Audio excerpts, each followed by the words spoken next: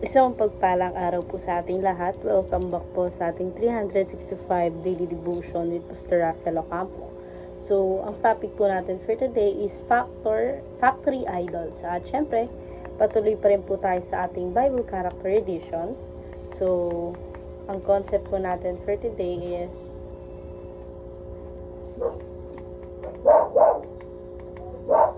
Moses and the Golden Calf. So, the danger of idolatry. So, in Exodus 32, while Moses was on a Mount Sinai received God's law, the people grew impatient.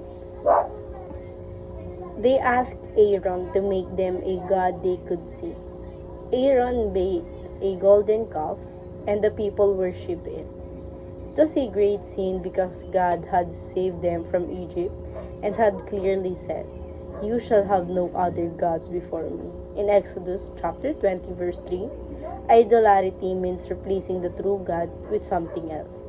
It can be statue, money, power, even your own ideas. This story shows the sinfulness of the human heart. Left to ourselves, we turn away from God and create idols. Only God's grace can change our heart and bring us back to worship through Jesus Christ, who is the perfect image of God.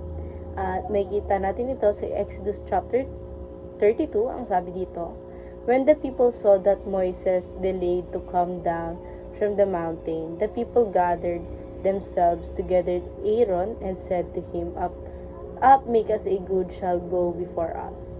As the Moses, the man who brought us out of the land of Egypt, we do not know what has become of him. So Aaron said to them, Take off the rings of gold that are in the ears of your wives, your sons, and your daughters, and bring them to me. So all the people took off the rings of gold that were in their ears and brought them to Aaron. And he received the gold from their hand and fashioned it with a graving tool and made a golden calf. And they said, These are your gods, O Israel, who brought you up out of the land of Egypt. At ngayon po, share ko po yung mga natutunan ko sa naging topic natin for today. Siyempre, magsisimula po tayo sa ating teaching. First teaching, people are naturally forgetful of God. So, yung mga tao, meron silang likas sa kanila yung nakakalimutan nila kung sino yung Diyos sa buhay nila. Kung ano yung ginawa ng Diyos sa buhay na mayroon sila. Kung gaano kabuti ang ating Panginoon. Sa ating second teaching naman, people tend to invent their own goals.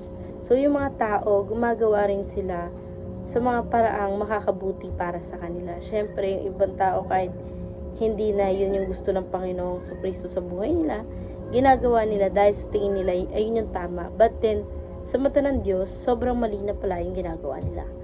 Sa ating third teaching naman, people can corrupt weak leaders. So, may mga tao rin na pwede din makurap or magkaroon ng masamang intensyon dun sa ating mga may hinang leaders. So, dadako tayo sa ating application. First application, examine whether you have created your own God. So, pagmasdan mong mabuti kung gumagawa ka ba ng sarili mong Diyos, and kung ikaw gumagawa ka ng sarili mong Diyos, dapat tigilan mo yung mga bagay na yun. Dahil yung bagay na yun ay sobrang masama. Sa ating second application naman, establish in your mind that God is never delayed. So, kailangan mo rin tatak sa isip mo na ang Diyos never siyang na-delayed or gumawa ng ikakasama sa buhay natin. Sa ating third application naman, exemplify biblical leadership by seeking to please God. So, kailangan din pala natin na yung mga leadership natin, bago tayo bumoto or bago natin sila iluklok sa pwesto na yun, i-examine natin sila kung nakaka-please ba kay God yung mga bagay na ginagawa nila. So, dadako tayo ngayon sa ating last part, which is in discussion. Why do you think people sometimes prefer a God they can control instead of true God? Para sa akin kasi, nakokontrol nila yung mga tao na yun dahil sa mga maling nagagawa nila. Kasi, kapag gumawa tayo ng mali sa Diyos, never nang mapapalitan na